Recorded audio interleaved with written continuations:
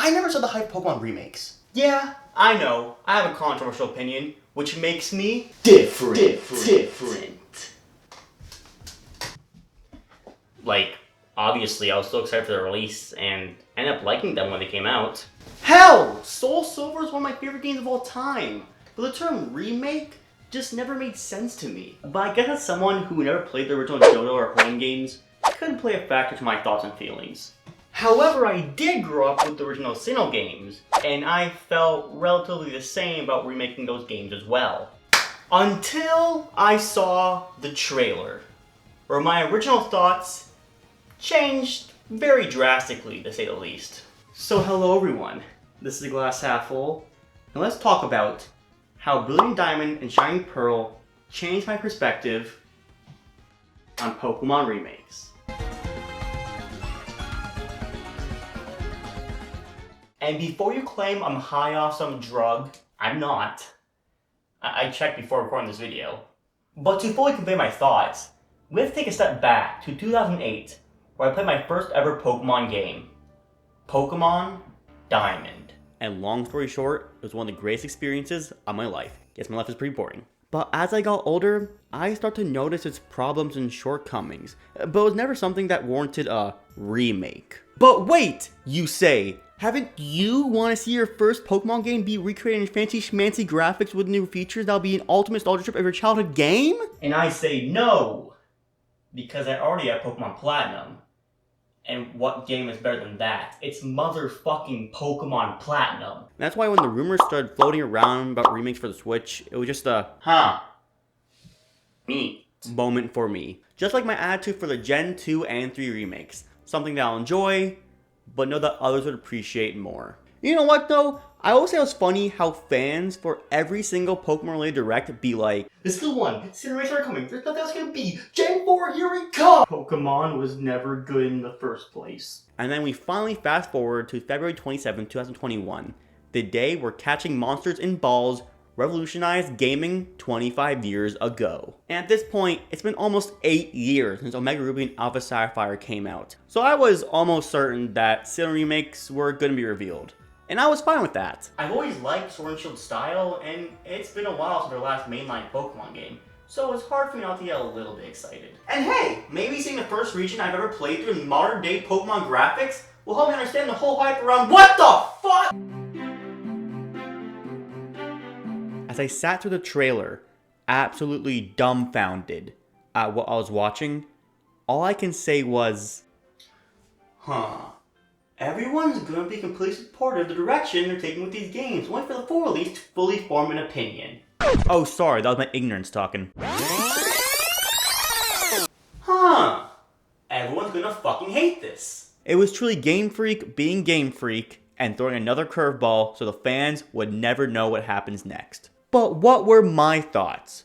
Because, you know, my opinion is obviously what matters most.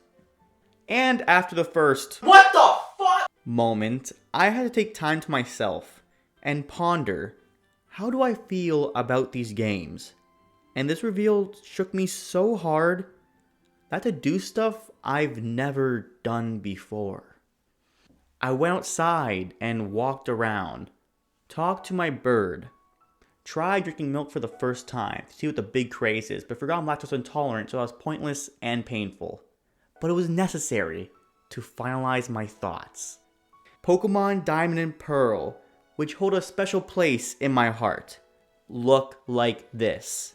While Hoenn fans got a graphical overhaul and Kanto fans got to play the game like 7 different times, this is what I get?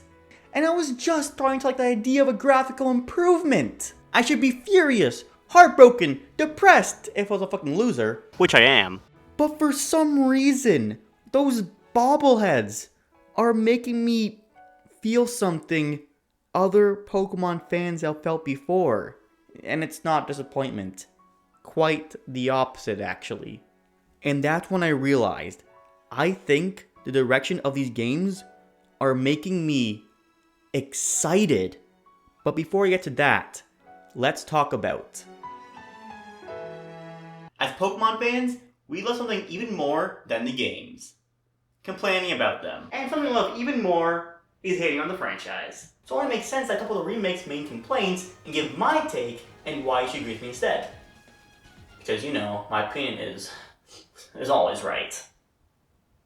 First off, and the biggest one, the art style. It looks like a 3DS game, it's so unpolished. Yeah, they had a point. The first trailer looks pretty unpolished and leaves a lot to be desired. But do you notice how I said the first trailer? Because guys, get this. When a trailer says gameplay not final, it means the game isn't finished yet and will probably look better over time. And lo and behold, the game looked better over time. But seriously guys, just stop with the whole BDSP looks like a 3DS game. It looks like a new 3DS game, but no one owns those anymore, so who cares? Another complaint I see is, there's nothing new about these games. And yeah, maybe compared to the Gen 2 and 3 remakes, but you at least gotta appreciate that they finally brought back falling Pokemon and we're not cleaning away Sword and Shield handling because it didn't count. And there's also the underground, the grand underground, because adding adjectives makes stuff cooler. It was a mechanic I never really bothered with before, but now a big selling point for these games. Because guys, I don't have to slather honey on trees anymore to get a Munchlax! This is really important to me! But most of you probably don't care, and that leads to my final complaint, that it doesn't look like this. It's a shame that other Nintendo IPs are getting these big open-air games that we've dreamed about getting for years. Just imagine seeing Bidoof in 4K! But guys, that argument is irrelevant, because we are getting Bidoof in 4K 2 months later! In Legends Arceus! Guys, Gen 4 is looking the best treatment out of any other region right now. No, that's a fucking lie, Gen 1 is, but we're a close second. A whole new game, set in the olden times of Sinnoh. And Kalos only got 1 entry! Mind you, this is assuming that both BDSP and Legends Arceus are good games. But this more than enough has me satisfied. Let me just iterate something right now. Getting something like this would have been awesome, and a lot more positively received by the fanbase. But has it ever occurred to you that recently, we've been straying more and more away from how Pokemon looked originally?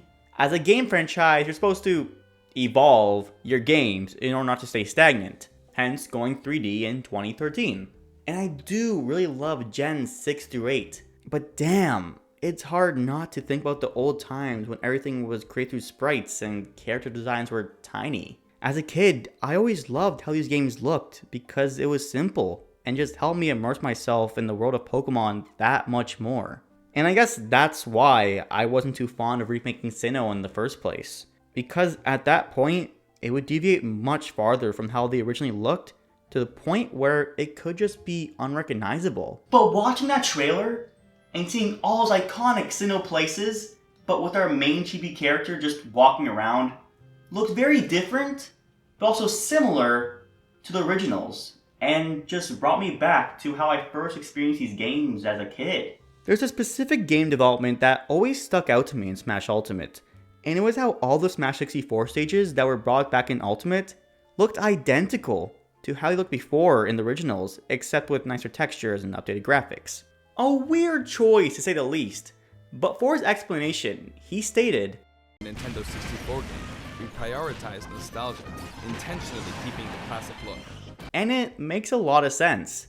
Why remake something to the point where it's barely recognizable from the original? Is it even called a remake at that point? And Pokemon Brilliant Diamond Shining Pearl might very well share that same philosophy.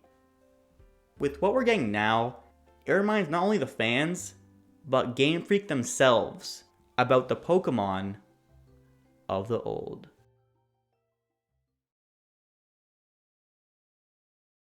Being a Pokemon fan isn't that easy, honestly. But hey, we all grew up with the series in one way or another, so it's nice seeing fans so vocal about what they think is best for the franchise. Well, that's all I have for now. This has been the Glass Half Full. And if you excuse me, I set up a huge Pokemon Brilliant Diamond Shining Pearl fan meetup and can't wait to see and talk about our hype for these games. See you there.